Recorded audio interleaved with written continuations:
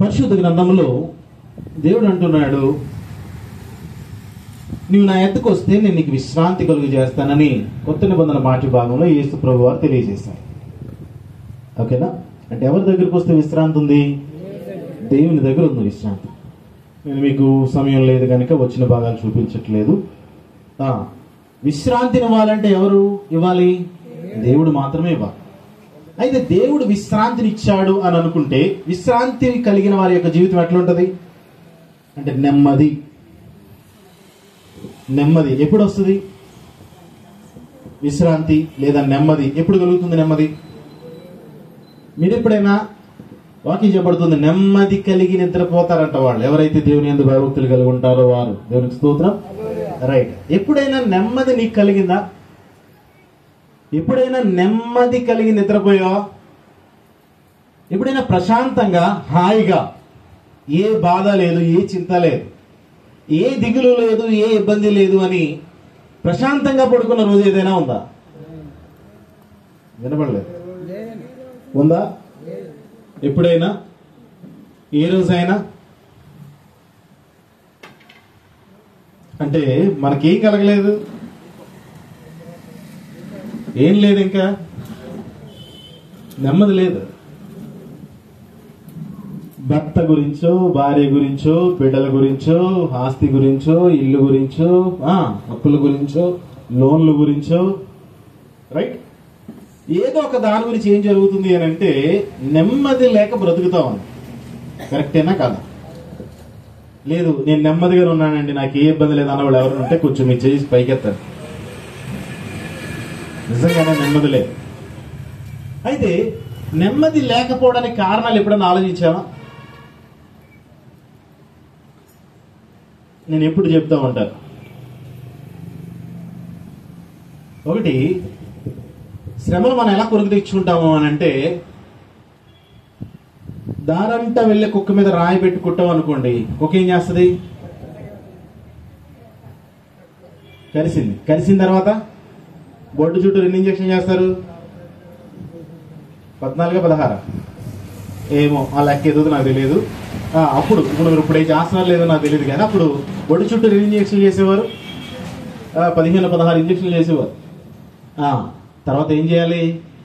పచ్చం చేయాలి. చేయకపోతే నువ్వు కూడా కుక్కలాగా అయిపోతావు. తెలుసా? చాలా మంది ఈ మధ్యన ఒక ఆయన వాలీబాల్ ప్లేయర్, మరి ఎవరో చిన్న క్లిప్ ఏదో చూసాను నేను, కుక్క కరిచింది, ర్యాబిస్ అనే వ్యాధి వచ్చేసింది, చనిపోయాడు. సింపుల్గా మామూలుగా అనుకుందాం, పాఠ్య పుస్తకాల్లో వెనకాల ఉండేదండి, రాయిచ్చును కొట్టడం ఎందుకు, కనిపించుకున్నాం కదా, రైట్? మన శ్రమలు కొన్ని అలా కొరికి తెచ్చుకుంటా ఉంటాం. అవసరం లేని దాన్ని రాయేసి తేనె పొట్టు మీద రాయితే అవి వస్తాయి కదా, వచ్చి ఏం చేస్తే తేనెటీగలు ఎవరు వేశారు? వేయడం ఎందుకు? వేసిన తర్వాత బాధపడడం ఎందుకు? నిడదల్లో డాక్టర్ గారు తేనెటీగలు కుట్టే చచ్చిపోయాడు డాక్టర్ గారపాటు ప్రసాదరావు గారు. ఏం కుట్టి ఎంతమంది చేసి ఉంటాడు ఆయన వయసు? ఏదో పిక్నిక్ వెళ్ళారు, తోటలో తేనెటీగలు కుట్టేస్తే చచ్చిపోయాడు. ఓకేనా? అంటే ఆలోచిద్దాం. కొన్ని శ్రమలు మనం చేసే పనులు బట్టి వస్తాయి. ఆయన ఆ టైంలో ఎవరు కొట్టారో మరి తేనె పట్టును రాయించుకొని ఆయన బలైపోయాడు. మరొక చేసే వారిని పనిని బట్టి కూడా మనకి శ్రమలు వస్తూ ఉంటాయి. అంటే మనల్ని బట్టి మనకి కలుగుతూ ఉంటాయి శ్రమలు, ఇతరులను బట్టి కూడా మనకు శ్రమలు కలుగుతూ ఉంటాయి. ఓకేనా? అయితే మూడవది ఏంటో తెలుసా? దేవుడు మనలను పరిశోధించడానికి కూడా శ్రమలు పెడతారట. దేవునికి స్తోత్రం. హల్లెలూయా. 2 చేతుల పైకి దేవునికి స్తోత్రం చెల్లించుదాం. హల్లెలూయా. దేవునికి స్తోత్రం. మొదటి శ్రమ ఏంటి? శ్రమలు ఎలా వస్తాయి? మనం చేసే పనుల వల్ల మనకు శ్రమలు వస్తాయి. 1. 2, ఇతరులు చేసే పనులను బట్టి మనకు కూడా మాట్లాడండి. రెండోది ఏంటి? ఇతరులను బట్టి కూడా మనకి శ్రమలు వస్తాయి. 3, దేవుడు మనలను పరిశోధించడానికి శ్రమలు పెడతాడంట. ఒకవేళ బలహీనతల్లో పెట్టాడా? ఏమో, ఈ బలహీనతల్లో దేవుడు స్తుతించగలవో లేదని పెట్టాడేమో, నీ విశ్వాసాన్ని పరీక్షించడానికి పెట్టాడేమో. ఒకవేళ సమస్యల, ఇబ్బందుల, ఇరుకుల, ఇంకేమైనా, అది ఏదైనా సరే ఖచ్చితంగా ఏంటి అని అంటే దేవుడిని ఒకవేళ పరీక్షించడానికి పెట్టాడేమో. ఈ 3 విషయాల్లో ఏదో ఒకటి అవ్వాలి. ఒకటి నిన్ను బట్టైనా రావాలి శ్రమలు, నీ ఇరుగు పొరుగు వారిని బట్టైనా రావాలి శ్రమలు, లేదా దేవుడు నిన్ను పరిశోధించడానికైనా శ్రమలు రావాలి. 4వది చెప్తున్నా. 4వది ఏంటి అని అంటే, దేవుని మహిమ తెలియబడడానికి శ్రమలు వస్తాయి. దేవునికి స్తోత్రం.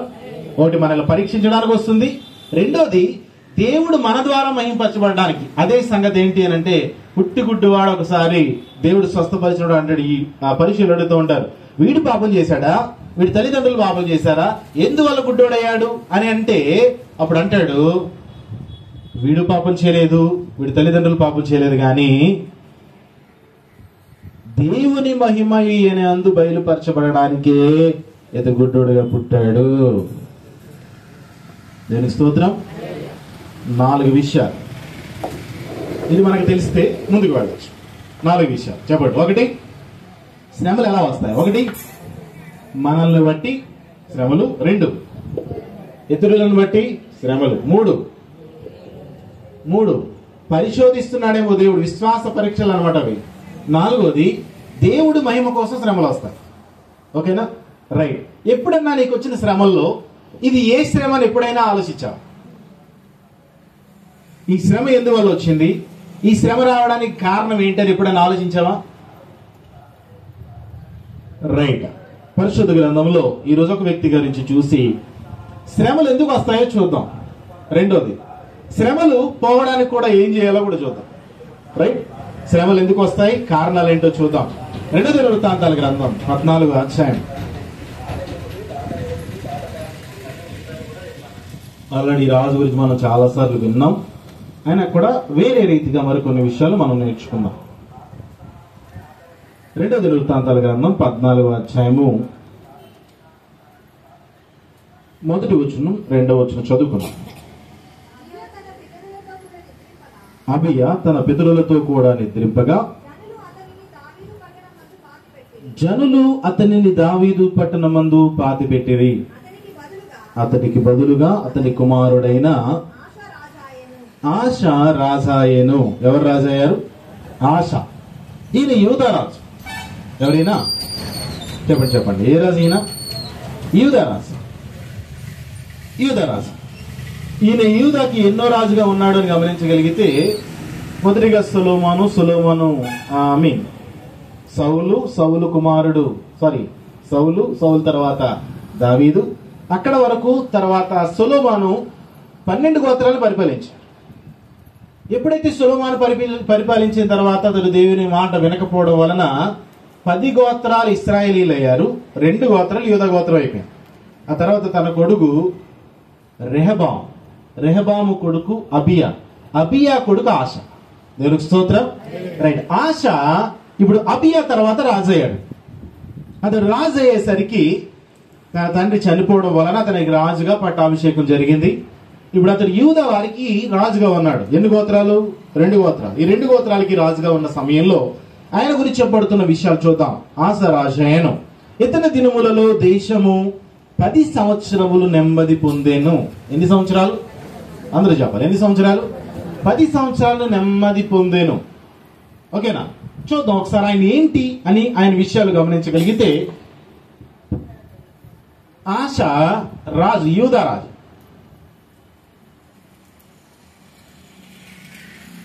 ఓకేనా? ఈయన గురించి మనం నేర్చుకుంటున్నాం. ఆశ రాజు ఆయన కాలంలో 10 సంవత్సరాలు నెమ్మదిగా ఉందంట. ఎన్ని సంవత్సరాలు? నెమ్మది. రైట్. ఈ 10 సంవత్సరాలు నెమ్మదిగా ఉండడానికి గల కారణాలు ఏంటో మనం ఒక్కొక్కటి చూద్దాం.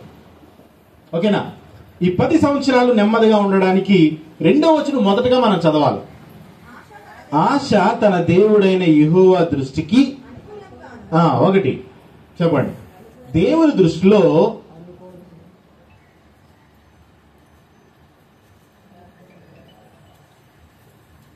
దేవుని దృష్టిలో ఎలా ఉన్నాడంట? ఎవరికి అనుకూలంగా? ఆశా రాజుకు అనుకూలంగా ఆయన ఉన్నాడా? దేవుడికి అనుకూలంగా ఉన్నాడా? ఇక్కడే ఉన్నారా? ఓకే.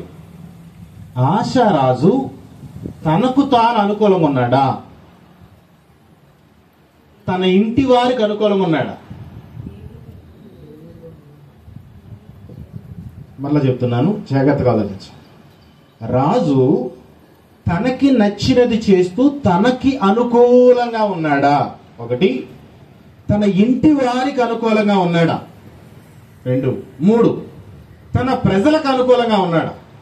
ఎవరికి అనుకూలంగా ఉన్నాడు? మనుషులకి కాదు, రైట్? తనకు తాను కూడా కాదు. ఎవరి దృష్టిలో? దేవుని దృష్టికే, దేవునికే అనుకూలంగా ఉన్నాడంట. అనుకూలంగా ఉండడం అంటే ఏంటి? అనుకూలంగా ఉండడం అంటే నీకు ఎప్పుడైనా ఎవరైనా అనుకూలంగా ఉన్నారా? సానుకూలంగా అంటారు కదా. సానుకూలంగా అంటే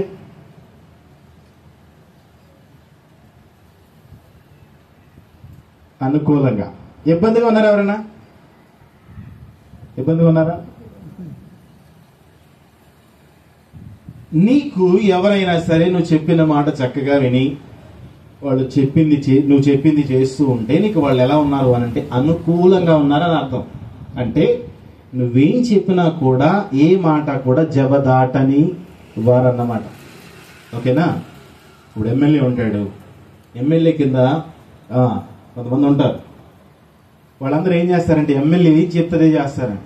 ఈవెన్ నీకు రూపాయి వచ్చినా రాకపోయినా అభిమానంతో చేసేవాళ్ళు కొంతమంది, డబ్బులకు చేసేవాళ్ళు కొంతమంది. అయితే అభిమానంతో చేసేది ఎమ్మెల్యేకి అనుకూలంగా ఉండి, ఈ ఊర్లో దుద్దుకూరులో అనుకూలంగా ఒక వ్యక్తి ఉంటాడు, చెరికిమిల్లోకి అనుకూలంగా ఒక వ్యక్తి ఉంటాడు, దేవరపిల్లలో అనుకూలంగా ఒక వ్యక్తి ఉంటారు. వాళ్ళు ఏం చేస్తారు అని అంటే అధికారికి లోబడి అధికారి ఏం చెప్పినా చేస్తూ ఉంటారు.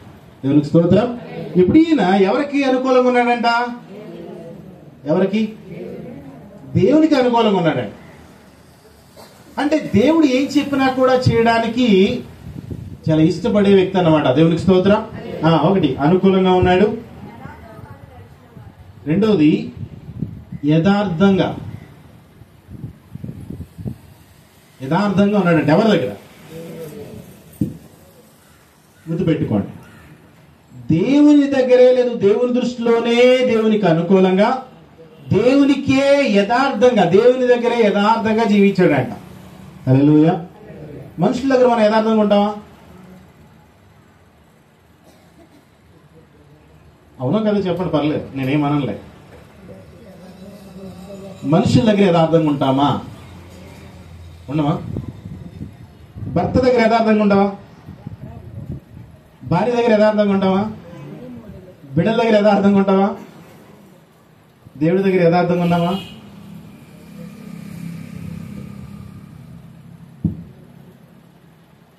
దేవుని దగ్గర ఇంక చెప్పాలి అంటే దేవునికి అని రాస్తాను నేను ఇక్కడ. దేవుని విషయాలను పెడతాను. దేవుని విషయంలో దేవునికి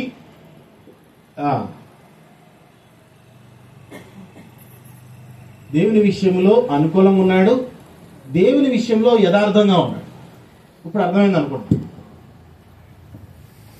దేవుని దృష్టిలో యథార్థంగా ఉండడం అని అంటే దేవుడు అంటున్నాడు, ఇప్పుడు నేను నీకు యథార్థంగా ఉండాలి అని అంటే నేను ఏం చెప్తే నువ్వు అదే నమ్ముతావు. అవునా కదా? అంతేనా?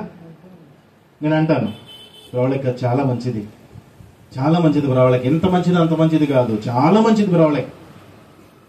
దావీదు గారు చాలా మంచోడు, ఎంత మంచోడు అంటే చాలా మంచోడు. మరి లోపల నేను తిట్టుకున్నది ఎవరికి కనపడుద్ది? దావీదు చాలా కుల్లోడు లోపల అనుకున్నానేమో, అస్సలు కుల్లోడు, మంచోడు కాదు, దెబ్బలాడుతున్నాడు నాతో, ఇప్పుడు ఇమ్మానేలు ఎప్పుడు నా మాట అయినట్లేదు, ఇది కుళ్ళోడు, చాలా చెడ్డోడీడు అని నేను అంటా ఉన్నాను అనుకోండి. బయటికేమో అసలు శబాష్ ఇమ్మానే నువ్వు చాలా మంచోడరా, అసలు చాలా సంఘంలో నా మాట వినే వ్యక్తి ఏకైక వ్యక్తి ఇమ్మానే అని ఇప్పుడు నేను బయటికేమి ఇది చెప్తున్నాను, మరి లోపలేమో మరొక మాట మాట్లాడుతున్నాను. ఇప్పుడు చెప్పండి, నేను ఆ వ్యక్తికి యథార్థంగా నా వ్యక్తి నా దగ్గర యథార్థంగా ఉన్నాడనో లేకపోతే నేను మంచిగా అనుకూలంగా ఉన్నాడని నేను చెప్తూ ఉన్నాను. మరి లోపల ఏం చెప్తున్నాను? లోపల ఏం మాట్లాడుతున్నా? లోపల ఎలా సంబోధిస్తున్నా? లోపల ఉన్న వ్యక్తి ఈ ఇమ్మానుయేలు లోపల ఎలా చూస్తున్నా నేను? తేడా అర్థమైందా? ఎప్పుడైతే మనము ఒక వ్యక్తి గురించి బయటకు ఒకలాగా చూస్తూ ఒకలాగా సంబోధిస్తూ లోపల వ్యక్తిని మరొకలా చిత్రీకరించి మాట్లాడుతూ ఉన్నప్పుడు ఇది ఎవరు చూస్తారు అని అంటే హృదయాన్ని, దాని అంతరంగాన్ని దేవుడు ఎప్పుడు చూస్తుంటాడంట. అంటే నువ్వు యథార్థత చూపించేది మనిషికి బయట, కానీ లోపల యథార్థత లేదు. మరి ఇప్పుడు దేవుని దృష్టిలో మనుషుల దగ్గర యథార్థంగా ఉన్నావా? ఉన్నట్ట? కానీ నేను చెప్తాను, అందరి దగ్గర యథార్థంగానే ఉన్నాను. కానీ దేవుడు చూస్తుంటే ఏ మనిషి దగ్గర యథార్థత నేను కనిపించట్లేదు, యథార్థంగా ఉండట్లేదు, ఉన్నట్టుగా నటిస్తున్నాను అన్నది అర్థం. ఓకేనా? రైట్. దేవుని దృష్టిలో అనుకూలంగా యథార్థంగా ఉన్నాడంట ఆశ. దేవునికి స్తోత్రం. రైట్. తర్వాత అన్య దేవతల బలిపీఠములను పడగొట్టి, అన్య దేవతల బలిపీఠములు అని అంటే విగ్రహ. ఏంటవి? విగ్రహాలు ఏమేమి ఉంటాయి? విగ్రహాలు ఏమేమి ఉంటాయి తెలుసా? ఏంటి విగ్రహాలు అంటే ఏంటి?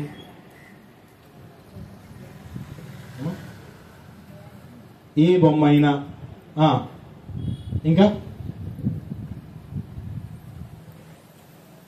విగ్రహాలు అంటే ఏంటి? ఇంకా దేవతలు, గుళ్ళు. ఇంకా ఇంకా దేవుని కంటే నువ్వు ఎక్కువగా ప్రేమించేది ఏదైనా సరే విగ్రహమే. ఇప్పుడు చెప్పు, దేవుడి కంటే నీకు ఎక్కువగా ఏంటి?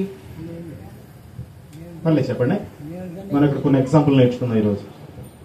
దేవుడి కంటే నీకు ఎక్కువగా ఏంటి? ఇంకా సింపుల్ గా చెప్పాలంటే ఇది లేకపోతే నేను ఉండలేను అన్నది ఏదైనా ఉందా? చెప్పండి. ఏంటది? Cell phone. సెల్, ఇది ఒక విగ్రహం. ఇంకా ఇంకా చెప్పండి, మాట్లాడు. ఇది లేకపోతే, లేకపోతే ఈ మనిషి లేకపోతే నేను అసలు బతకలేను అన్నావు కూడా. భర్త. ఇంకా భార్య.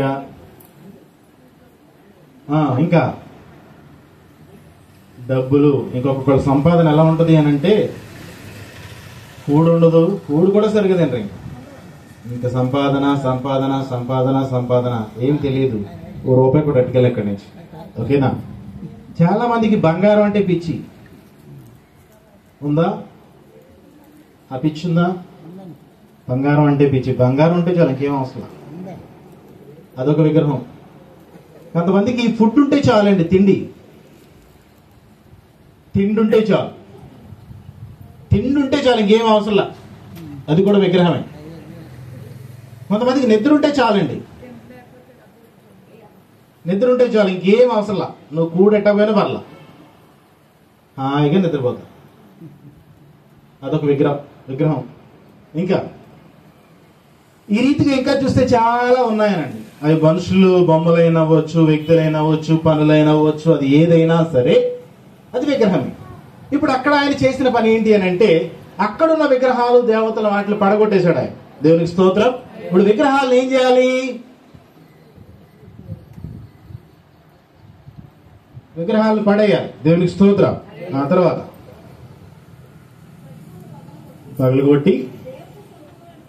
కొట్టివేయించి వారి పితరుల దేవుడైన యెహోవాను ఆశ్రయించుటకును ధర్మశాస్త్రమును బట్టి విధిని బట్టి క్రియలు జరిగించుటకును యోధా వారికి ఆజ్ఞాపించి. అంటే ఈయనేం చేస్తున్నాడు అని అంటే తనతో ఉన్నవారు ఎవరైతే ఉన్నారో, తన ప్రజలు ఎవరైతే ఉన్నారో ఆ ప్రజల విషయంలో ఆయన చేస్తున్న పని ఏంటి అని అంటే అనుసరించని వారిని దేవుని వైపు తిప్పుతున్నాడంట. ఆయన ఏం చేస్తున్నాడు? కొంతమంది ప్రజలను దేవుని వైపు నాకు తిప్పుతున్నాడు.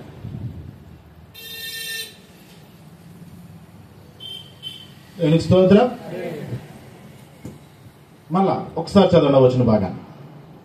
వారి పితరుల దేవుడైన యెహోవాను ఆశ్రయించుటకును ధర్మశాస్త్రమును బట్టి విధులను బట్టి క్రియలను జరిగించుటకును యోధా వారికి ఆజ్ఞాపించి.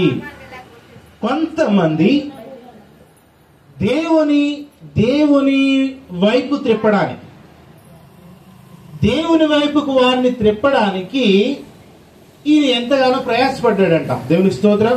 ఎవరైనా ఆశారాజు. ఓకే, తర్వాత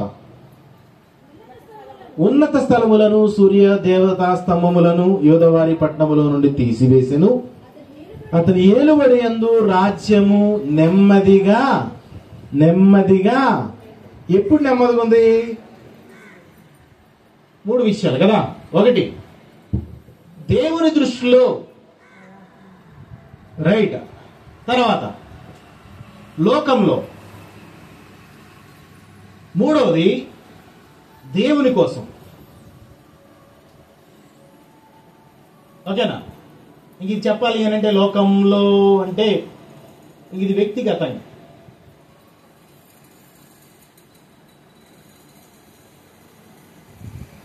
ఓకేనా? 3 విషయాలు.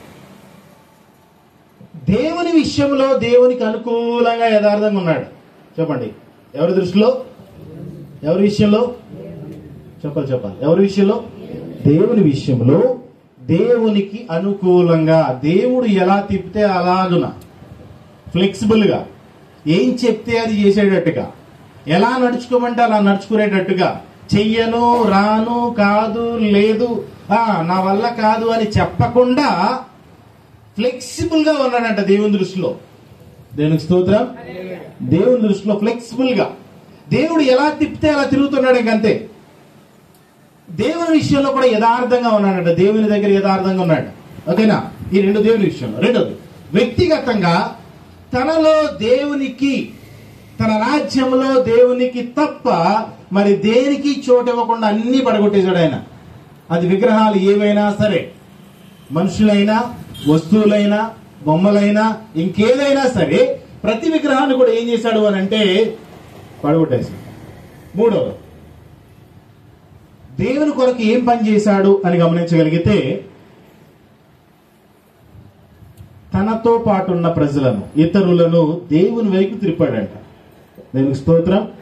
ఇప్పుడు చెప్పండి, ఈ 3 పనులు చేసినప్పుడు దేవుడు ఏం చేశాడంట? అప్పుడు ఇచ్చాడంట నెమ్మది. దేవునికి స్తోత్రం. ఎప్పుడు? ఈ పనులు చేసినప్పుడు. ఇప్పుడు చెప్పు, మనకేనా నెమ్మది ఉందా? ఎందుకు లేదు? నువ్వు దేవుని విషయంలో ఎంత యథార్థంగా ఉంటున్నావు? నువ్వు దేవుని విషయంలో ఎంత అనుకూలంగా ఉంటున్నావు దేవునికి? నువ్వు దేవుని దృష్టిలో యథార్థంగా అనుకూలంగా ఉంటే నీకు నెమ్మదిని అనుగ్రహించడానికి ఆయన సిద్ధంగా ఉన్నాడు. 2, నువ్వు వ్యక్తిగతంగా నీ జీవితంలో దేవునికి మొదటి స్థానం ఇవ్వకుండా భర్తో, భార్యో, బిడ్డలో, వస్తువులు, బంగారము, డబ్బులు, ఇంకా నీ వ్యక్తిగత సోకైతే అదొక విగ్రహం. దేవుడు అంటున్నాడు ఆ విగ్రహాలు తీసేయాలి, అప్పుడు నీకు నెమ్మది కలుగుతుంది అంటున్నాడు. 3, నువ్వు దేవుని వైపునకు ఇతరులను ప్రోత్సహిస్తున్నప్పుడు, కొంతమంది దేవుని వెంబడించేలా చేస్తున్నప్పుడు, కొంతమందిని దేవుని మార్గంలోనికి నడిపిస్తున్నప్పుడు, కొంతమంది దేవుని వైపుకు మరల్చబడినట్లుగా చేస్తున్నప్పుడు దేవుడు అతడికి నెమ్మదినిచ్చాడంట. దేవునికి స్తోత్రం. ఇప్పుడు చెప్పండి, ఈ 3 పనుల్లో మనం ఎన్ని చేస్తాం? ఏ పనులు మనం చేయగలుగుతున్నాం? దేవుడు నిజంగా మనకి నెమ్మది ఇవ్వాలంటే ఈ పనుల్లో ఏదైనా చేశాం. అర్థమైన వాడు 2 చేతులు పైకి దేవునికి స్తోత్రం చెల్లించాం.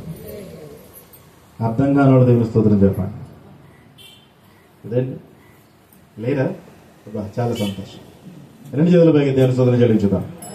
హల్లెలూయా, హల్లెలూయా. 2 చేతులు. హల్లెలూయా, హల్లెలూయా. దేవునికి స్తోత్రం. ఇప్పుడు చెప్పండి, దేవుడికి నెమ్మది అవ్వాలంటే ఈ 3 పనుల్లో ఎన్ని పనులు చేశాం? పనివాడు జీతమునకు పాత్రుడు. అంతేనా? నీకు నెమ్మది కావాలంటే ఆశను చూసైనా నేర్చుకోవాలి. ఏం కావాలంటే? నెమ్మది కావాలంటే ఎవరిని చూసి నేర్చుకోవాలి? ఇప్పుడు ఆశను చూసి నేర్చుకోవాలి. ఆశకి దేవుడు నెమ్మది ఇచ్చాడంట. ఎప్పుడు అనంటే ఈ 3 పనులు చేసినప్పుడు. దేవుని విషయంలో నువ్వెలా ఉంటున్నావో 1, వ్యక్తిగతంగా నువ్వు ఎలా ఉంటున్నావో 2, ఇతరుల విషయంలో నువ్వు దేవుని కోసం ఏం చేస్తున్నావో 3. ఈ 3 విషయాల్లో నువ్వు చేసే పనిని బట్టి నీకు నెమ్మది కలుగుతుంది. హల్లెలూయా. రైట్. ఏం చేయగలుగుతున్నావు, ఏం చేస్తున్నావు? చేసింది ఏదైనా మనం అందులో ఒకటైనా వెతకగలవా? వెతికితే నువ్వు నెమ్మది నాకు ఎందుకు ఇవ్వలేదు నాయన అని ఇప్పుడు దేవుడి దగ్గర డిమాండ్ చేయొచ్చు. ఎవరి దగ్గర? దేవుడి దగ్గర డిమాండ్ చేయొచ్చు. అయ్యా నువ్వు ఈ పనులు చేయమన్నావు, ఆశ చేశాడు, ఆశ చేసినప్పుడు ఆయనకి నెమ్మది ఇచ్చావు, నాకెందుకు ఇవ్వవు? అడుగుడి ఇయ్యబడును. ఎప్పుడు? ఇవన్నీ చేసి నాకు నెమ్మది నాయన అంటే నువ్వు అడక్క ముందే నెమ్మది నీకు అనుగ్రహిస్తాడు ఆయన. దేవునికి స్తోత్రం. ఇప్పుడు చెప్పు, నెమ్మది ఉందా నీ జీవితంలో? ప్రశాంతత ఉందా నీ జీవితంలో? ఏ ఇబ్బంది లేకుండా, ఏ సమస్యలు లేకుండా ప్రశాంతంగా హాయిగా నిద్రపోగలుగుతున్నావా? కారణం ఏంటో తెలుసా? మనం లాస్ట్ 2-3 వారాల క్రితం నేర్చుకున్నాం. మొదటిగా ఆయన రాజ్యాన్ని, ఆయన నీతిని వెతకగలిగితే నీకు అవసరమైనవన్నీ దేవుడు ఇస్తాడంట. అదే ఆయన పని నువ్వు చేస్తే నీ పని ఆయన చేయడానికి సిద్ధంగా ఉన్నాడు కదా. మరి ఇప్పుడు నీ జీవితంలో నీకు నెమ్మది కలగాలి అని అంటే నువ్వు దేవుని దగ్గర ఎలా ఉంటున్నావు, వ్యక్తిగతంగా ఎలా ఉంటున్నావు, ఇతరులతో ఎలా ఉంటున్నావు, ఈ 3 విషయాలు మాట్లాడుతున్నాం. ఈ 3 విషయాల్లో మనం యథార్థంగా ఉండగలిగితే ఖచ్చితంగా దేవుడు ఏం చేస్తాడో తెలుసా? నీకు నెమ్మదిని ఇస్తాడు. దేవునికి స్తోత్రం. ఏమిస్తాడు ఆయన? ఎంతమందికి నెమ్మది కావాలి? నెమ్మది ఎంతమందికి కావాలి? 1, అంతేనా? 2, 3, 4, 5. మీరు పక్కడు చూసి ఎత్తున్నారేంటి? 6, 7. ఓకే, ఇది మీకు చాలా మందికి నెమ్మది వద్దన్నమాట. అయితే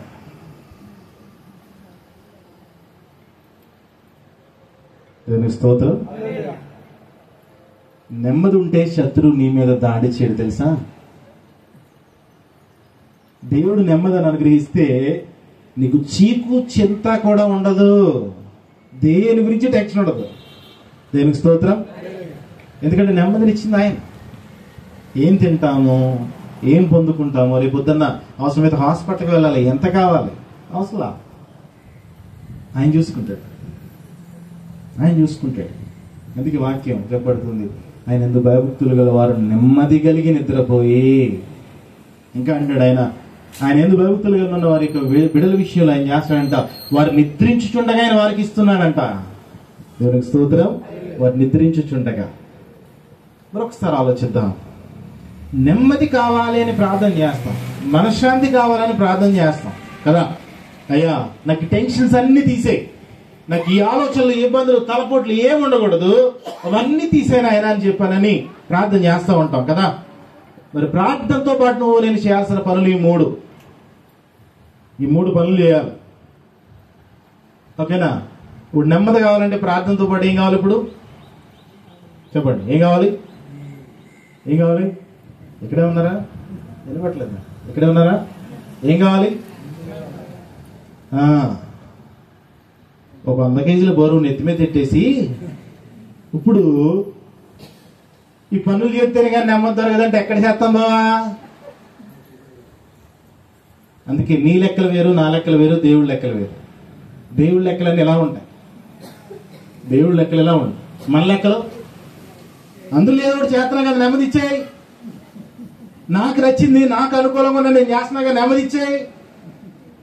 నేను ఏదో ఒకటి చేస్తున్నాను కదా, కాదంత ప్రశాంతత నాకు అనుగ్రహించేయని మనం అంటాం. అంతేనా? సారీ, దేవుడు చెప్పింది చేయి, నీకు నెమ్మది, ప్రశాంతత దొరుకుతుంది. దేవునికి స్తోత్రం. అదే చెప్తున్నాడు ఆయన. 10 సంవత్సరాలు నెమ్మది దొరికింది అని అంటే ఆయన చేసిన పనులను బట్టి నెమ్మది దొరికింది. మరి ఆ తర్వాత ఏమైంది?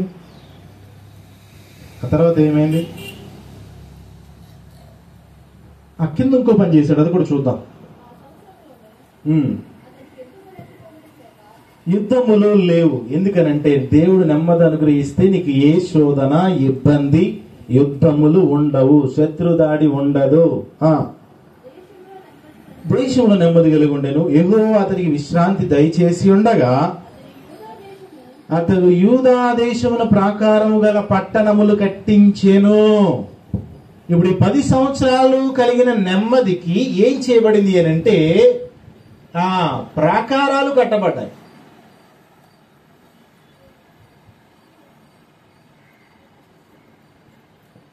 ప్రాకారం సరిగ్గా ఉంటే ఇంట్లోకి పందులు రావు, తెలుసా? నీ ఇంటి చుట్టూ ఉన్న ప్రహారీ బాగుంటే నీ ఇంట్లో గేదెలు కూడా రావు. నీ ప్రహారీ చక్కగా ఉంటే నీ ఇంట్లోకి దొంగ కూడా రావడానికి భయపడతాడు.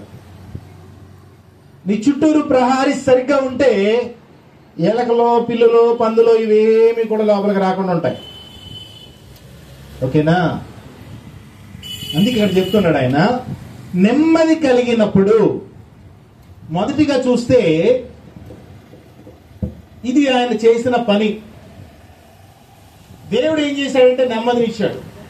నెమ్మదినిచ్చిన తర్వాత ఇప్పుడు జరుగుతున్న సంగతులు ఇవి. ప్రాకారాలు కట్టాడంట. అంటే ఒక కంచెను వేశాడు ఆ యొక్క పట్టణం చుట్టూరు, ఆ ప్రాంతం చుట్టూరు, ఆ దేశం చుట్టూరు ఒక కంచె. రైట్? కంచె లేని దాని గురించి ఇర్మియా గ్రంథంలో మాట్లాడుతూ ఉంటాడు. కంచె లేని దానిలో పొలంలో కంచె లేని పొలంలోకి ఏమేమి వస్తాయి? గేదెలు వస్తాయా? ఆవులు వస్తాయా? ఇవన్నీ వచ్చి ఏం చేస్తాయి? పాడు చేస్తాయి, తినేస్తాయి, చిందర బందర చేసేస్తాయి కదా. మరి ప్రాకారం ఉంటే, కంచె ఉంటే ఈ పంట ఎలా ఉంటుంది? ఇప్పుడు పంట నాశనం అయిపోవడానికి కారణం ఏంటి? కంచె సరిగ్గా లేకపోవడం. ఇప్పుడు అదే చెప్తున్నాడు ఆయన. నెమ్మది అనుగ్రహించిన తర్వాత కూడా ఏం చేశాడంటే మొదటిగా ప్రాకారాన్ని కట్టేశాడంటే ఏ శత్రువు కూడా వచ్చే గోడలు ఎక్కకుండా, లోపలికి ప్రవేశించకుండా, ఏ శత్రువు వాడి మీద దాడి చేయకుండా ఒక ఎత్తైన ప్రాకారాన్ని కట్టేశాడు అక్కడ. దేవునికి స్తోత్రం. అంటే నువ్వు నెమ్మది కలుగుంటే మంచి పనులు చేయగలవు. రెండో చూడండి, అతడు యూదా వారికి లాగున ప్రకటన చేశాను, మనము మన దేవుడైన యెహోవాను ఆశ్రయించితిమి, ఆశ్రయించినందున ఆయన మన చుట్టూను నెమ్మది కలుగజేసి ఉన్నాడు. మనము దేవునిని ఆశ్రయించుట వలన మన చుట్టూరును ప్రాకారాలు కట్టబడ్డాయి కనుక మనకి నెమ్మది అనుగ్రహించి ఉన్నాడు. అంటే మొదటిగా ఏం చేయబడాలి అని అంటే ప్రాకారము కట్టబడాలి. దేవునికి స్తోత్రం. చదవండి. దేశమందు మనము నిరభ్యంతరముగా తిరగవచ్చు. మనం ఈ పట్టణమును కట్టించి వాటి ప్రాకారములను, గోపురములను, గుమ్మములను, ద్వారబంధములను అమర్చుదుము. కాగా వారు పట్టణములను కట్టి వృద్ధి నొందిరి. దేవునికి స్తోత్రం. పట్టణములు, ప్రాకారములు కట్టబడ్డాయి. రెండోది ఏం కట్టబడ్డాయి? పట్టణం కట్టబడ్డది. పట్టణములో ద్వారాలు, గుమ్మాలు ఎన్ని ఉన్నాయి కదా. రైట్? మొదటిగా చుట్టూరు ప్రాకారాన్ని కట్టారు. రెండోది ఏం కట్టుకున్నారు అని అంటే పట్టణాన్ని కట్టుకున్నారా? చూడండి ఒకసారి. ఆ పట్టణాన్ని కట్టిన తర్వాత వారు ఏమయ్యారంట? చూడండి, మరలా దీని నుంచి వచ్చే ప్రతిఫలం వృద్ధి పొందారు. దేవునికి స్తోత్రం. చూడండి చాలా జాగ్రత్తగా. ఒక దేశానికి, ఒక రాజ్యానికి ప్రాకారము లేకపోతే ఎవడు పడితే ఆడు వస్తాడు. ఎవడొచ్చినా కూడా నీకున్న సొమ్ము పట్టుకుపోతాడు తప్ప. సింపుల్గా అనుకోండి, గోడ లేకుండా ఇల్లుంటే ఎలా ఉంటది? ఎలా ఉంటది? ఇప్పుడు అనుకుందాం సింపుల్గా, ఈ మందిరాన్ని పెడుతున్నాను, గోడలు లేవు కదా. ఇప్పుడు అన్నపూర్ణ మూరేళ్ళింది అనుకోండి, ఇక్కడికి లోపలికి ఏమొస్తాయి తెలుసా? ఏమొస్తాయి? కుక్కలు కూడా వచ్చేది లోపలికి. అవునా? ఇప్పుడు ప్రాకారం లేదు కానీ సౌండ్ సిస్టమ్ అన్ని ఇక్కడే ఉంచేసాం, కుర్చీలు ఇక్కడే ఉంచేసాం. కుర్చీలు ఎవడెట్టుకు వెళ్తున్నాడో తెలియదు, బాక్సులు ఎవడెట్టు పోతున్నాడో తెలియదు, యాంప్లిఫైర్ మైకులు ఎవడెట్టు పోయాడో తెలియదు. ఎందుకని? సెక్యూరిటీ లేదు, ప్రాకారం లేదు, దీనికి ఒక ద్వారబంధం లేదు, ఒక గుమ్మం లేదు, తలుపులు లేదు, తాళాలు లేవు, ఏం లేవు. ఏం జరుగుతుంది అప్పుడు? ఎంత సంపాదించినా ఏం జరుగుతుందో తెలుసా? శత్రువు వచ్చి నీ మీద దాడి చేసుకుని పట్టుకెళ్తానే ఉంటాడు. అర్థమవుతుంది అనుకుంటున్నా. నీ ప్రాకారము కట్టబడకపోతే నీ ఇంటిలో ఉన్నది ఏదైనా అది దొంగతనమో పట్టుకుపోవడమో ఏదో ఏదో ఏదో జరుగుతూనే ఉంటది. అందుకే ప్రాకారము లేని పట్టణము వృద్ధి చెందదు. ప్రాకారము కలిగిన పట్టణము, వారి పట్టణమును వారు కట్టుకున్నారు గనుక వారు వృద్ధి పొందారు. దేవునికి స్తోత్రం. ఇప్పుడు చెప్పు, నువ్వు నిజంగా వృద్ధి పొందుతున్నావా? ప్రతి నెలలో వృద్ధి చెందుతున్నావా? ప్రతి సంవత్సరం వృద్ధి చెందుతున్నావా? ప్రతి ఇది చెప్పాలి అంటే ఈ సంవత్సరం నీలో వృద్ధి కనిపిస్తుందా? ఆలోచించి ఒకసారి. వృద్ధి చెందుతున్నామా? నువ్వు వృద్ధి చెందినట్లు వాక్యం చెప్పబడుతుంది. నువ్వు అభివృద్ధి చెందినట్లు, వృద్ధి చెందినట్లు నీ శత్రువు కూడా చూడాలంట, నీ ఇరుగు పొరుగు వారు కూడా చూడాలంట. ఇంకా చెప్పబడుతుంది, అన్యులు కూడా చూడాలంట. వారు అనాలంట, వారి దేవుడు వారిని వృద్ధి పొందింపజేశాడని అలా చెప్పాలంట. మనం చూసి వాళ్ళ దేవుడు మహిమపరచాలంటే ఎప్పుడంటే మనం వృద్ధి పొందుతున్నప్పుడు. దేవునికి స్తోత్రం. ఇప్పుడు చెప్పండి, నిజంగా వృద్ధి పొందుతున్నావా? వృద్ధి ఉందా లేకపోతే దిగజారిపోతున్నావా? మన స్థితిగతులు పెరుగుతున్నాయా తరిగిపోతున్నాం? మనం వృద్ధి చెందుతున్నామా వృద్ధి చెందకుండా దిగజారిపోతున్నామా? నిద్రపోతున్న దేవుని స్తోత్రం చెప్పండి. హల్లెలూయా, హల్లెలూయా చెప్పండి. నీకు నెమ్మది ఏదైనా ఉందా? నెమ్మది ఉంటేనే నువ్వు నీ ప్రాకారాల్ని, నీ పట్టణాలని కట్టగలవు. కడితేనే నువ్వు వృద్ధి పొందుతావు. ఇప్పుడు పట్టణంలో ఏం జరుగుతుందో తెలుసా? వ్యాపారం జరుగుతుంది. పట్టణంలో ఏం జరుగుతుందో తెలుసా? సంరక్షింపబడుతున్న ఏ వస్తువు పోవట్ల. ప్రాకారాలు కట్టారు, పట్టణాలు కట్టారు, తాళాలు ఉన్నాయి, గుమ్మాలు ఉన్నాయి, చక్కగా సెక్యూర్ చేయబడింది. ఇప్పుడు వాళ్ళు ఎలా ఉన్నారు అని అంటే వృద్ధి పొందుతున్నారు. దేనికి స్తోత్రం. వచ్చిన మాట, నువ్వు వృద్ధి పొందావా, పొందుతున్నావా, లేక వృద్ధి పొందకుండా ఒకవేళ ఇంకా నష్టపోతున్నావా? ఎలా ఉంది? దేనికి స్తోత్రం. ఎలా ఉంది? మన జీవితంలో నెమ్మది ఉందా? మన జీవితంలో నెమ్మది ఉందా? మన జీవితంలో వృద్ధి ఉందా? కారణం ఏంటి? చెప్పండి, కారణం ఏంటి?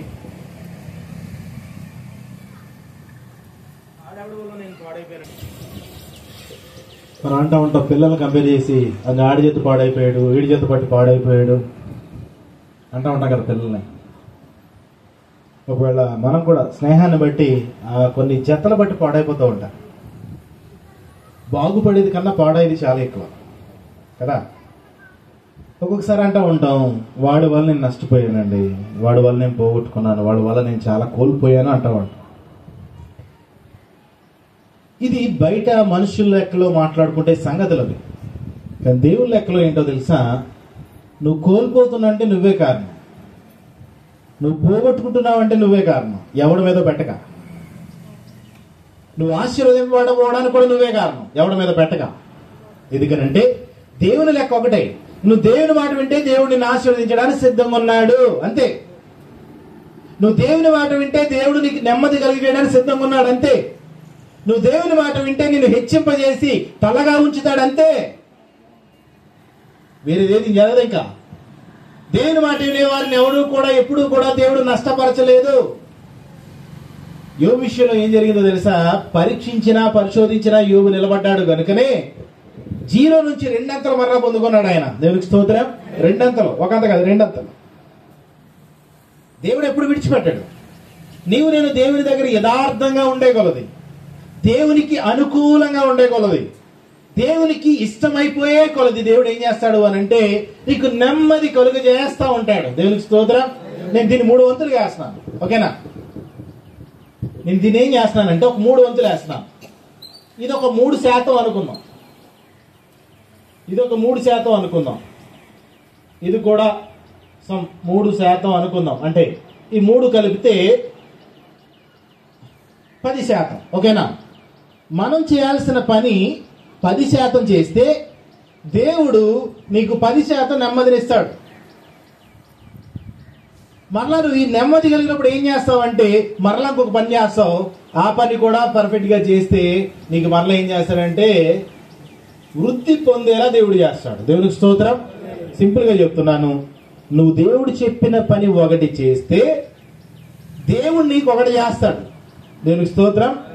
నువ్వు చేయకపోతే దేవుడు నాకు చేయలేదు, దేవుడు నాకు అన్యాయం చేశాడు, నువ్వేం చేసావు? నువ్వేనా దేవుడికి న్యాయం చేసావా? నువ్వు నేనైనా దేవుడికైనా మహిమ తీసుకొచ్చేసామా? నువ్వు నేనైనా దేవుడికి గొప్ప ఏదైనా తీసుకొచ్చేసామా? నువ్వు నేనేదైనా దేవుడికి న్యాయం చేసేసావా? మనం చెయ్యంగా న్యాయం, దేవుడు నాకు అన్యాయం చేశాడని మాట్లాడుతూ ఉంటాం. నువ్వు చేయాల్సిన పని నువ్వు నేను ముందు చేద్దాం. ముందు మనం చేస్తే దేవుడు చేయకపోతే అప్పుడు అడుగుదాం.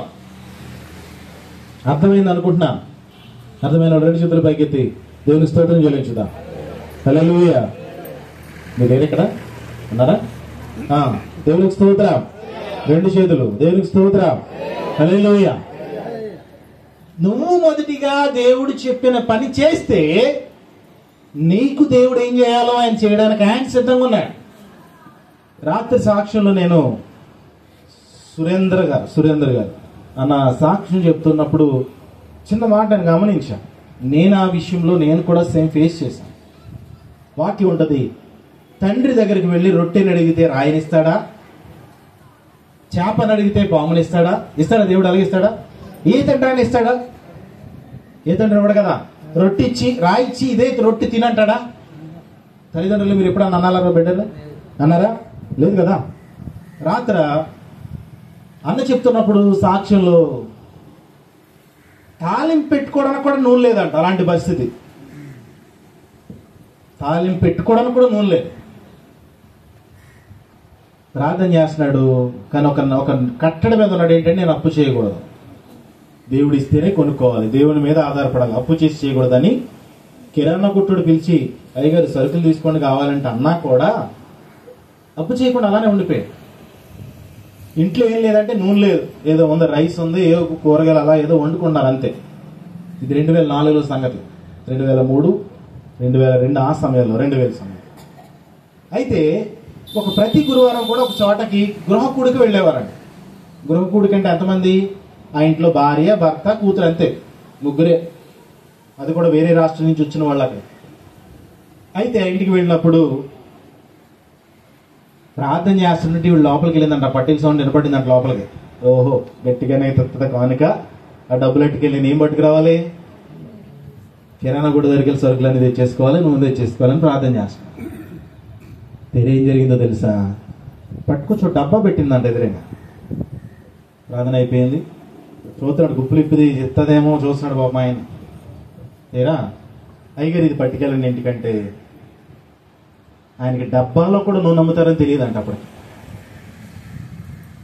జ్యూస్ అండి, యాపిల్ జ్యూస్ అన్నాడంట. కాదు. ఆ డ్రింక్ అండి అంటే కాదు, ఇది ఆయిల్ అని చెప్పానని ఇచ్చిందంట. దేవునికి స్తోత్రం. వాళ్ళ అవసరత ఏంటి? ఆయిల్ లేదు ఇంట్లో, కొనుక్కోవడానికి కూడా లేదు పరిస్థితి. అది కూడా వేరే రాష్ట్రాల్లో, వేరే ప్రాంతంలో. దేవుడు నీకేం కావాలో అది ఇస్తాడంతే, అడగంది నీకేవడం. అలానే నువ్వు నిస్వార్థంతో అడిగితే ఏదైనా ఇవ్వడానికి ఆయన సిద్ధంగా ఉన్నాడు. ఇంకా చెప్తున్నాను, నువ్వు దేవుని మాట, నేను దేవుని మాట విని దేవుడు చెప్పింది చేస్తే అడగకుండానే ఇస్తాడు అన్నీ. ఆమేన్. అడగకుండానే ఇస్తాడు. నువ్వు అడగవసరంలా, నాకు ఇది కావాలి, నాకు ఇది అవసరం, నాకు డబ్బు అవసరం, నాకు భార్య అవసరం, నాకు బిడ్డలు అవసరం, నాకు అక్క చెల్లెలు అవసరం, నాకు కుటుంబం అవసరం, నాకు ఇల్లు కావాలి, నాకు వాకిలు కావాలి, నాకు పొలం కావాలి. అడగవసరంలా, ఏం అడగవసరంలా. నువ్వు దేవుడు చెప్పింది చేస్తే చాలు, నీకు కావలసిన ఆయన ఇస్తాడంతే. ఎంత కావాలో, ఎలాంటి స్థితిలో కావాలో ఇస్తాడంతే. ప్రతి గురువారం ఒక నూనె లీటర్ డబ్బా రావడం మొదలైంది ఆయనకి ఆ రోజు నుంచి. దేవునికి స్తోత్రం. కొన్ని నెలలు చూసేసరికి ఇంటి పైన అన్ని నూనె డబ్బాలే. ఎందుకని? వారానికి ఒక డబ్బా ఇస్తానని మురుకుబడి చేసుకుందంట ఆ తల్లి. 200 కానుక ఇస్తానందంట. ఇప్పుడు ఇంటి నుండి ఏమైపోయినా తెలుసా? నూనె డబ్బాలే. ఆయన ఇంటికి ప్రార్థనకి ఎవరు చేయడానికి వచ్చినా అయ్యగారు ఈ నూనె డబ్బా ఇంటికి కట్టుకెళ్ళడానికి ఈ నూనె డబ్బాలు పంచుతున్నాడు. దేవునికి స్తోత్రం. దేవుడు తెలుసు నీకేం కావాలో, దేవుడు తెలుసు నీకేం ఇవ్వాలి, దేవుడు తెలిసి ఎప్పుడు ఇవ్వాలో. కానీ దేవుడు ఇచ్చిన తర్వాత నమ్మకంగా ఉంటాను, యథార్థంగా ఉంటాను, నీతిగా ఉంటాను, పరిశుద్ధంగా ఉంటాను అని అంటే మొదటి నువ్వు ఆ మెట్టెక్కడానికి ఆయన చూస్తున్నాడు. నువ్వు మెట్టెక్కితే ఆశీర్వదించడానికి. ఆ మెట్టే దేవుడు చెప్పింది చేయడం, ఆ మెట్టే దేవుడికి అనుకూలంగా ఉండడం, ఆ మెట్టే దేవుని దృష్టిలో అన్ని విషయాల్లో యథార్థంగా ఉండడం. ఆ మెట్టే నీలో ఉన్న విగ్రహాలు దేవుడు తప్ప మరి ఏ విగ్రహానికి చోటు ఇవ్వకుండా వాటిలన్నిటిని పగలగొట్టడం. అదే ఆ మెట్టే దేవుని వైపుకు నువ్వు ఇతరులను దేవుని సన్నిధికి, దేవుని చెంతకి, దేవునిని ఎరుగని వారిని, నశించిపోతున్న వారిని దేవుని దగ్గరకు చేర్చడం. ఆ మెట్టే. నువ్వు ఆ మెట్టెక్కితే చాలు, నీకు నెమ్మది ఇచ్చేయడానికి సిద్ధంగా ఉన్నాడు ఆయన. ఎక్కవ ఇప్పటి వరకు? మరి ఎక్కకపోతే నెమ్మది ఎక్కడ దొరుకుతుంది? ఎప్పుడన్నా నేను మెట్టెక్కితే, ఆ మెట్టెక్కిన తర్వాత నువ్వు ఖచ్చితంగా బహుమానాన్ని తీసుకోవడానికి ఆ బహుమానాన్ని ఆ మెట్టి దగ్గర పెట్టాడు అనమాట. నేను స్తోత్రం. ఇంకా మీకు అర్థమయ్యేటట్టు చేసిన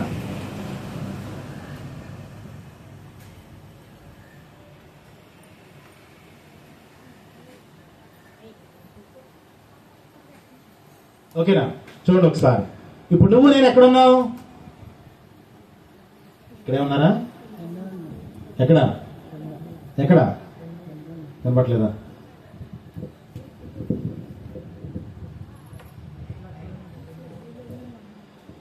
అందరికి ఎక్కడున్నావు? ఇక్కడ ఇదేనా? నేల మట్టానికి ఉన్నావా?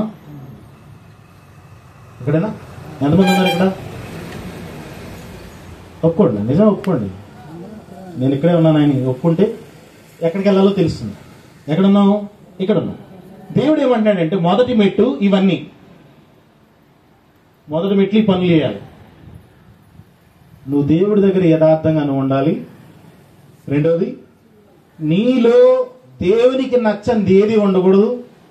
మూడోది, ఇతరులను దేవుని యొద్దకు నడిపించాలి. ఆయన హృదయం అది ఏ ఒక్క ఆత్మ కూడా నశించిపోవడానికి ఆయన ఏమాత్రం కూడా ఇష్టం లేదు. అంటే నశించిపోతున్న ప్రతి ఆత్మను దేవుని యొద్దకు నడిపించాలి. ఓకేనా? ఈ మూడు కూడా ఒక మెట్టు. ఈ మూడు పనులు చేయగలిగితే ఓకేనా? దేవుడు ఏం చేస్తాను అంటే ఆ మెట్లో నీకు ఏం చేస్తాడు అని అంటే మెట్టు వెక్కిన వెంటనే నీకు ప్రతిఫలం అనమాట ఇది. ఓకేనా? నువ్వు చేయాల్సిన పనులు నువ్వు చేసినప్పుడు నెక్స్ట్ నీకు పొందుకునేది ఏంటి అని అంటే నెమ్మది. దేవుని స్తోత్రం. నువ్వు ఈ మెట్టెక్కకుండా ఇది తీసుకోలేవు. అర్థమైందో లేదో? ఓకేనా? నువ్వెక్కడే ఉండి నాకు నెమ్మది కావాలి, అభివృద్ధి కావాలి, ఆశీర్వాదం కావాలంటే ఇక్కడ ఉంటే నీకు ఏం జరగదు, ఏం పొందుకోలేవు. చెప్తున్నాను కదా, ఆయన ఇచ్చినా కూడా నువ్వు పొందుకోలేవు. ఆల్రెడీ నువ్వు ఇక్కడ ఈ మెట్టు ఎక్కకపోయినా ఇక్కడ ప్రతిఫలం నెమ్మది అనేది ఆల్రెడీ ఉంది. నువ్వు ఇంకా ఎక్కలేదు, పొందుకోలేదు.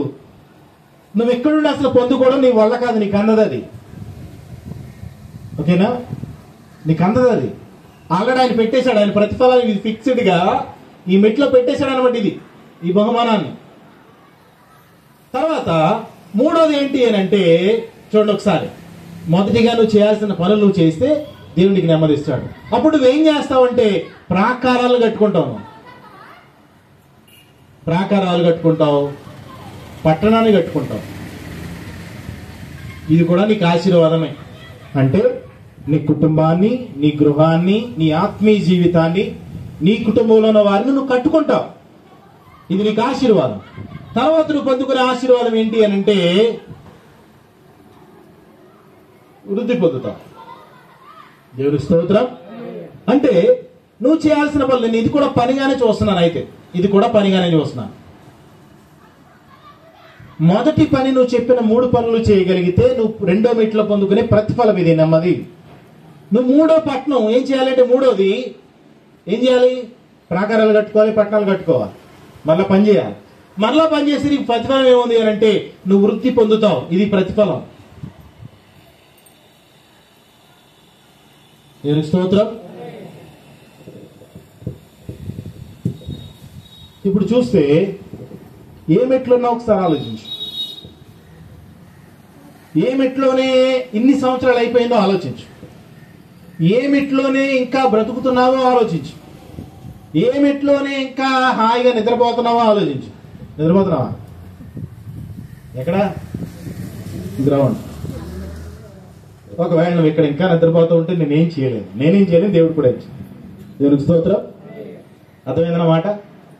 నువ్వు ఇంకా గ్రౌండ్ లో నుండి నాకు నెమ్మది కావాలి, ఆరోగ్యం కావాలి, ఆస్తి కావాలి, వృద్ధి కావాలి, అది కావాలి, ఇది కావాలని నువ్వు అడిగినా పొందుకోలేవు.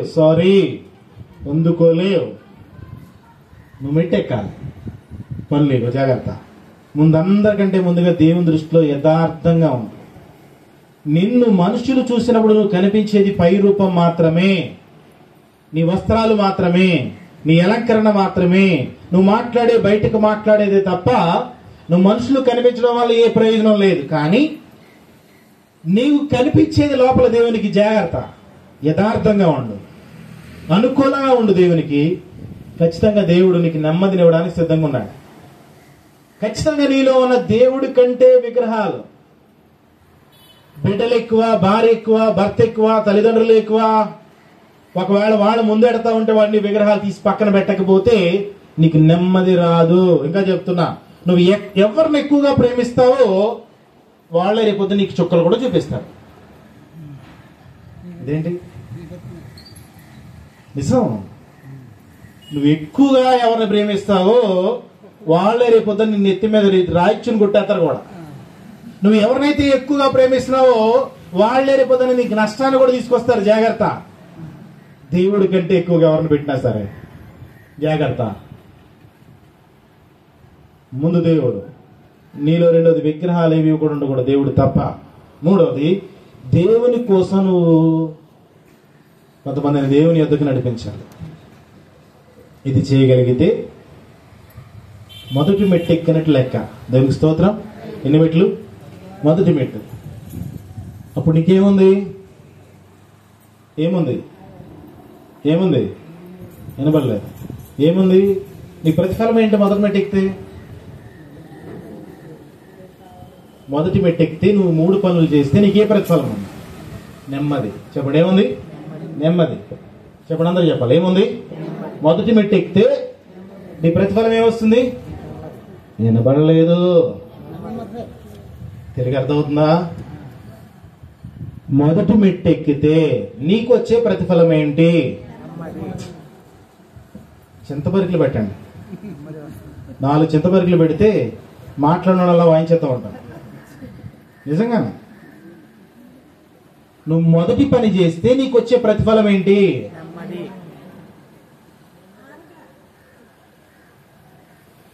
వినబడతలేదా? ఇక్కడే ఉన్నారా? నిద్రపోతున్నాను అనుకోండి, అందుకే మాట్లాడతారు కదా. నిద్రపోయే వాళ్ళ పేర్లు నేను చెప్తాను. పేరు చెప్పగలుగుతాను. ఇప్పుడు యూట్యూబ్ లో కూడా వెళ్ళిపోతా. ఓకే. మొదటి మెట్టు ఎక్కితే నీకు వచ్చే ప్రతిఫలం ఏంటి? నెమ్మది. మళ్ళా నువ్వు రెండో మెట్టు ఎక్కి నువ్వు చేయాల్సిన పనులు, నీ పట్టణాన్ని, నీ ప్రాకారాలను కట్టుకోవాలి. ఓకేనా? నీకు నెమ్మది కలగకుండా ఈ పని చేయలేదు. నీకు నెమ్మది లేకుండా ఈ పని చేయలేదు. ఇది నువ్వు కడితే నీకేముంది అంటే వృద్ధి పొందుతావు, అంతకంతకు వృద్ధి చెందుతావు. దేవునికి స్తోత్రం. ఓకేనా? సరే, రెడీరా?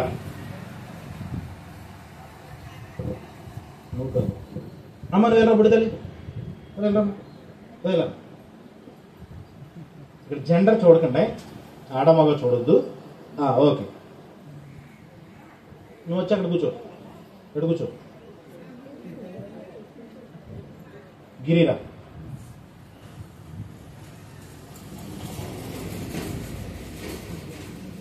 ఓకే, అప్పుడు చూడండి ఒకసారి. నువ్వు అక్కడే కూర్చుని ఉన్నావు అనుకో, ఎక్కడున్న వృద్ధి ఎలా పొందుకుంటావు? అవుతుందా? ఏమని వెళ్ళరా?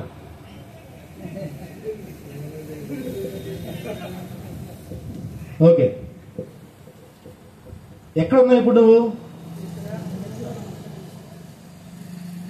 చిన్న బోర్డు ఉంటే బాగుంటుంది. ఈయనేమో వృద్ధి. ఎవరైనా వృద్ధి చెప్పండి. అభివృద్ధి. ఓకేనా? లేదా ఆశీర్వాదం. ఓకేనా? వృద్ధి చెందుతాం. ఈయన ఎవరంటే ప్రాకారాలు కట్టాలి. ఈయనెవరు? ప్రాకారం. ఓకేనా? రైట్. ఈయన ఎవరంటే నెమ్మది. అసలు ఇల్లు నెమ్మదే లేదు, అయినా నెమ్మదినా. ఓకే. ఈవిడెవరు అంటే పనులు. ఓకేనా? పనులు చేయాల్సిన పనులు. ఈయనెవరు? నువ్వు నేను. ఇంక అర్థం చేసి ఇంకేం లేదు, నువ్వు నేను అక్కడ. ఓకేనా? సూపరా? అర్థమైంది అనుకుంటున్నాను. నువ్వు నేను ఎక్కడ ఉన్నట్టు ఇక్కడే ఉన్నాం కదా, అందుకే నువ్వు నేను. ఇప్పుడు నువ్వు నేను చేయవలసిన పనులు చేస్తే నెమ్మది వస్తుంది. ఈ పనులు చేయకుండా నీకు ఇది రాదు, అది రాదు. ఓకేనా? ఈ పని నువ్వు చేస్తేనే ఇది అది పొందుకుంటావు. ఓకే. ఇప్పుడు ఏం చేయాలి? 3 పనులు చేయాలి. మొదటి మెట్టులో 3 పనులు. ఈ మొదటి మెట్టు. ఓకే. ఇప్పుడు ఈ మొదటి మెట్టు చేసినప్పుడు ఏం కలుగుతుంది? నెమ్మది, ప్రశాంతత కలుగుతుంది. నీకు ఏ భయము లేకుండా హాయిగా నిద్రపోతావు. అప్పుడు కలిగినప్పుడు ఏం చేస్తావు అని అంటే ప్రాకారాలు కడతావు అనమాట. నీళ్లు, వాకలే, చుట్టూ ప్రహారీ ఇవి కట్టుకుంటావు. దేవునికి స్తోత్రం. ఇవి కట్టుకున్న తర్వాత అప్పుడు నువ్వేం చేస్తావంటే వృద్ధి పొందుతావు, ఎదుగుతావు, వర్ధిల్లుతావు, ఆశీర్వదింపడతావు. నీ స్థితిగతులు మారతాయి, వర్ధిల్లుతావు. ధనంలోనే గాని, ఆస్తిపాస్తులోనే గాని, వాటన్నిటిలో వృద్ధి చెందుతావు. దేవునికి స్తోత్రం. అందుకే మొదటి పెట్టిలోనే ఏం చేస్తాం మనం? చెయ్యం, అలాగే కూర్చుంటాం. కారణం అదే. ఆ 3 జరగకపోవడానికి కారణం అది. నేను కూర్చోబెట్టుకున్నాను, కూర్చొని తెలియదు ముందు. ఎందుకంటే చెయ్యంగా, వాక్యం తెలుసు, లోబడగా, దేవుడు చెప్పింది చేయాలని తెలుసు, కానీ చెయ్యం కదా. రిపీట. దేవుడు చెప్పింది చేయడం మొదలు పెడితే నీ జీవితంలో ఆశీర్వాదం మొదలైపోయినట్టే. ఆమేన్. ఏం మొదలైపోయినట్టే? ఆశీర్వాదం మొదలైపోయినట్టే. సంఘంలో ఒకసారి కెమెరా యువతలే పెట్టండి. వచ్చే ఆదివారం నుంచి నిద్రపోతున్న వాళ్ళందరూ కూడా పేరు రాసి పెట్టండి అక్కడ. ఈ నిద్రపోయే వాళ్ళని చెప్పానని అది కూడా పెట్టాలి. ఎవడో పెట్టి ఉండడో మనం పెడదాం. అక్కడ కెమెరా పెట్టండి, ఇక్కడ కెమెరా పెట్టండి, నాకు ఒకటి పెట్టండి. నేను వాకింగ్ చెప్తున్నట్టు ఈ పక్కన కూడా రావాలి. నిద్రపోయేవాడు జూమ్ చేసి పెట్టండి అలాగా. దేవునికి స్తోత్రం. ఇప్పుడు వృద్ధి చెందాలంటే నువ్వు ఎన్ని పనులు చేయాలి? మొదటిగా ముందు నువ్వు చేయాల్సిన పని ఫస్ట్ మెట్ ఎక్కువ. మొదటి మెట్ ఎక్కావా, ఆ పనులు చేసావా, నువ్వు ఖచ్చితంగా ఈ నెమ్మదిని పొందుకుంటావు. అప్పుడు నువ్వేం చేస్తావు అంటే చక్కగా నీ ప్రాకారాలను కట్టుకుంటావు. చివరిగా నువ్వు వృద్ధి చెందుతావు. దేవునికి స్తోత్రం. నిజంగా క్రైస్తవులు వృద్ధి చెందుతున్న వారు చాలా మంది ఉన్నారు, కానీ వృద్ధి చెందిన వారు ఇంకెక్కువగా ఉన్నారు. వృద్ధి చెందుతున్న వారు చాలా మంది ఉన్నారు. నిజంగా దేవుని యందు భయభక్తులు కలిగి లోబడి చెప్పిన మాట విని దేవుడు చెప్పినట్టుగా బ్రతికి వృద్ధి చెందుతున్న వారు చాలా మంది ఉన్నారు. కానీ వృద్ధి చెందుతున్న వారి కంటే నష్టపోతున్న వాళ్ళు ఎక్కువ మంది ఉన్నారు. అది కూడా ప్రార్థనకు వచ్చేవాళ్ళు, చేతిలో కూడా బైబిల్ పట్టుకుని తిరిగేవాళ్ళు. కారణం ఏంటంటే పనులు చేయకపోవడం వలన. కూర్చో. ఇప్పుడు చెప్పు, నువ్వు వృద్ధి చెందకపోవడానికి కారణం ఎవరు? నువ్వు అభివృద్ధి చెందకపోవడానికి కారణం ఎవరు? నిద్రపోతున్న వాళ్ళ దేవుడు దీవించును గాక. మాట్లాడిన వాళ్ళందరూ నిద్రపోతున్నట్టే లెక్క నా దృష్టిలో. ఓకే. దేవుడు నిన్ను ఇంకా వృద్ధి చేయకపోవడానికి కారణం ఎవరు? ఇప్పుడు చెప్పు. పక్కోళ్ళను అంటవా? నీకు బుద్ధి ఉంటే కనకూడదు, ఇంకా నీకు ఇంకా జ్ఞానం ఉంటే అసలు అనకూడదు. ఎందుకని? అసలు విషయం బయటపడిపోయింది. అసలు విషయం ఏంటంటే నువ్వు మొదటి మెట్టు ఎక్కితే రెండో మెట్టులో ప్రతిఫలం ఉన్నది. నువ్వు రెండో మెట్టుకి ప్రతిఫలం పొందుకున్న తర్వాత ఒక పని చేస్తే 4వ మెట్టులో నీకు ఆశీర్వాదం ఉన్నది. నువ్వు చేసే పనిని బట్టే నీకు దేవుడు ఏమి ఇవ్వాలన్నా ఏం చేయాలన్నా. దేవునికి స్తోత్రం.